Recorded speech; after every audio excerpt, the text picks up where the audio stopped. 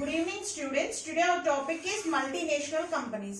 Multinational companies is nothing but it's a large business organization which emphasizes the structural dimension. It has a headquarters in a home country. Mana India lo business start cheskoni host country అని కూడా అంటామండి. వేరే different countries లో మన business ని expansion చేసేదాన్ని theories of multinational companies అంటాం.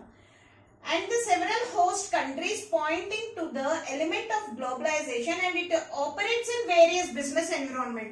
ఇప్పుడు చైనాలో బిజినెస్ ఎన్విరాన్మెంట్ ఒకలా ఉంటుంది, కెనడాలో ఒకలా ఉంటుంది, ఫిలిపియన్స్ లో ఒకలా ఉంటుంది. అంటే బిజినెస్ ఏరియాస్ అన్నిటిని టచ్ చేసుకుంటూ, ఎందుకంటే ఒక బిజినెస్ ఒక కంట్రీలో మనకి లాస్ అయినా వేరే కంట్రీలో మనం గెయిన్ అప్ అవ్వచ్చు. అండ్ మల్టీనేషనల్ కంపెనీస్ ఎందువల్ల అంటే డిఫరెంట్ ఎంప్లాయ్మెంట్ ఆపర్చునిటీస్ అనేది కూడా మనం కల్పించడం జరుగుతుంది. Multinational firm has activities in more than 2 countries. ఒక కంట్రీలో మన బిజినెస్ ఉంటే సరిపోదు, అంతకన్నా ఒక కంట్రీలో మన బిజినెస్ ఉంటే సరిపోదు, అంతకన్నా ఎక్కువ కంట్రీస్ లో కూడా మన బిజినెస్ అనేది ఉండాలి. If the firm has sales operation in multiple countries, production in multiple countries. అంటే ఏంటంటే ప్రొడక్షన్ వేరేగా ఉంటుంది, సేల్స్ వేరేగా ఉంటుంది. ప్రొడక్షన్ సే ఫర్ ఎగ్జాంపుల్ ఇండియాలో చేసాము, సేల్స్ వేరే అబ్రాడ్ లో చేయొచ్చు, ఎందుకంటే ఆ ప్రోడక్ట్ అక్కడ దొరకకపోవచ్చు. ఓకే, సో అందుకోసం మన బిజినెస్ అనేది ఎక్స్పాన్షన్ చేయడం జరుగుతుంది.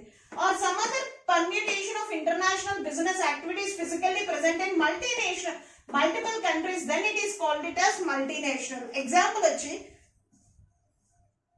IBM, Nestle, Coca-Cola, ఇవన్నీ మల్టీనేషనల్.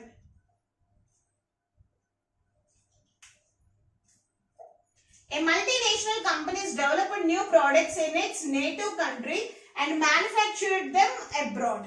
అంటే ఇక్కడ చూడండి, చాలా మల్టీ కంపెనీస్ కొత్త ప్రోడక్ట్స్ అనేవి నేటివ్ కంట్రీలో ఇది చేసి వేరే అదర్ కంట్రీస్ లో మ్యానుఫ్యాక్చర్ చేస్తారు. అది కూడా ఒక థియరీ మాట. Do you understand? ఇక్కడ చూడండి, మనకి ఇండియాలో ఎక్కువ న్యాచురల్ రిసోర్సెస్ ఎక్కువ పండుతూ ఉంటాయి. వేరే కంట్రీలో ఆ మెడిసిన్ తయారు చేయొచ్చు, అది మళ్ళీ ఇక్కడికి సప్లై చేయొచ్చు. This is the business strategy మాట.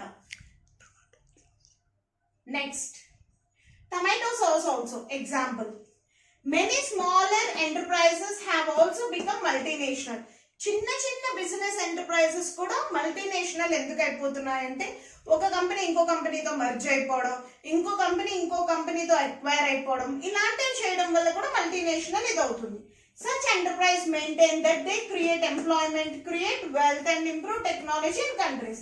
అంటే ఏంటండి, వెల్త్, దీని ద్వారా డబ్బులు బాగా సంపాదించవచ్చు, ప్రాఫిట్స్ ఎక్కువ వస్తాయి.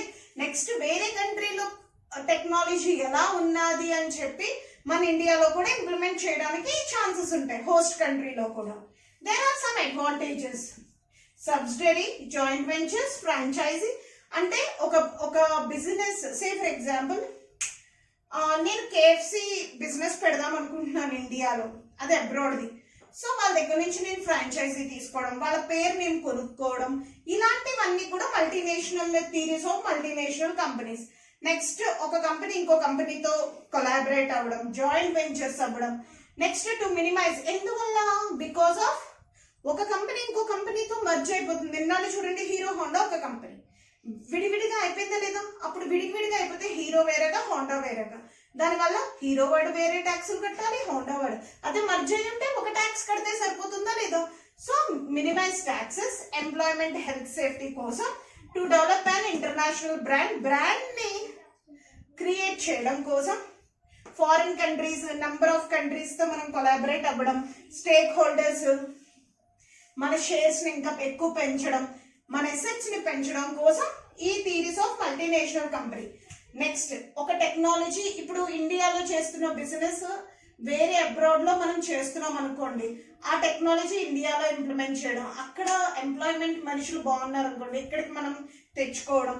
నెక్స్ట్, బిజినెస్ స్కిల్స్ ఇంకా బాగా ఇంప్రూవ్ చేసుకోవడం. So increase in exports and decrease in exports బాగా పెంచడం, వాళ్ళ దగ్గర నుంచి ఇంప్రూవ్స్ తగ్గించేయడం.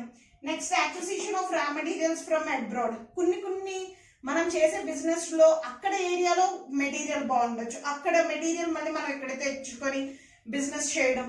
నెక్స్ట్ టెక్నాలజీ మేనేజ్మెంట్ చేయడం, ఇవన్నీ థియరీస్ ఆఫ్ మల్టీనేషనల్ కంపెనీస్ లో advantages. Coming to the disadvantages, limited quantities of imports.